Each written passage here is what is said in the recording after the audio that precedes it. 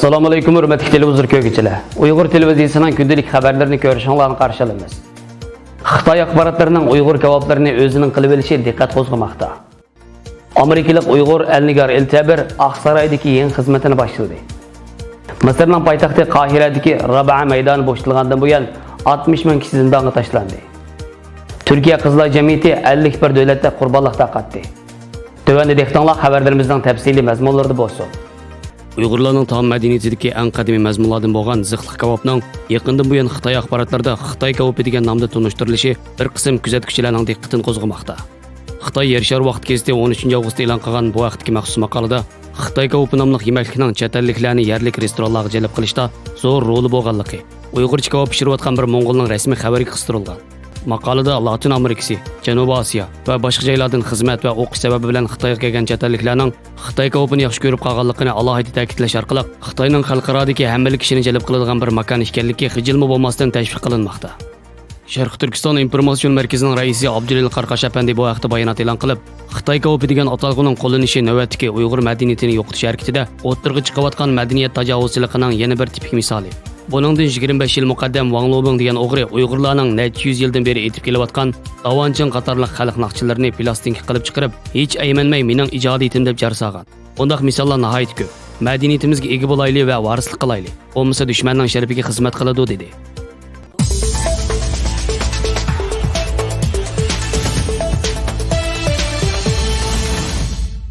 Amerikalik Uyg'ur tadqiqotchi Elnigar Eltabir Amerika Davlat xavfsizlik kengashining Xitoy ishlari bo'limining direktorlik vazifasiga tayinlangan.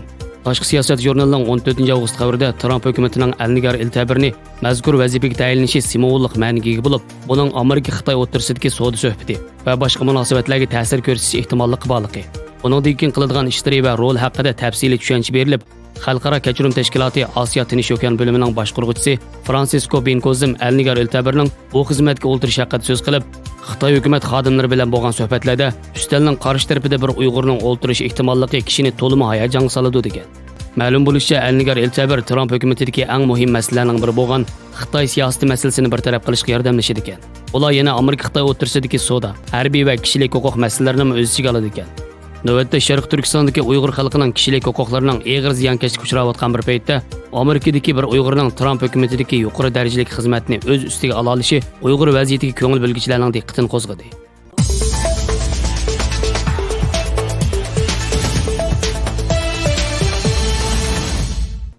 Musulmon qarindoshlar tashkilotining bosh kotibi Mahmud Husayn Misrning poytaxti Qohiradagi Rabaa va Nahs maydonlari 2013-yil 14 avgust kuni qurol kuchi bilan majburiy bo'shatilgandan keyin 60 ming kishining zindonga tashlanganligini bildirdi.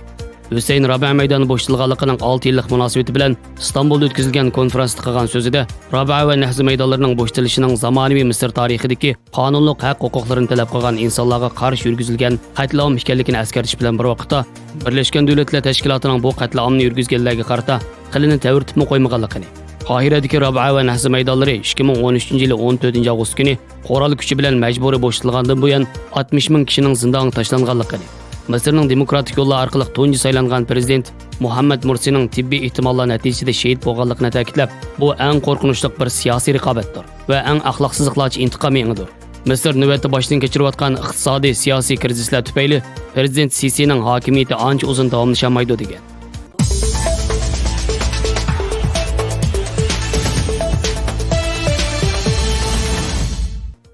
Turkiya Qizlar jamiyatining qurboniyati munosabati bilan Zanzibarda turishliq Turkiya Qizlar jamiyatining muavin boshlig'i Naji Yorulmaz bayonot e'lon qilib, qurboniyat munosabati bilan O'rta Osiyo va Janubiy Osiyo, Amerika, O'rta Sharq va Afrika qatorliq 51 davlat va rayondagi 100 nuqtada 4 million 500 ming kishiga qurbonlik go'sht taqdim berganligini bildirdi. Xabarlarimizni ko'rganingizga rahmat. Ko'rishguncha omon bo'linglar. Xayr xo'sh. Allohga omonat.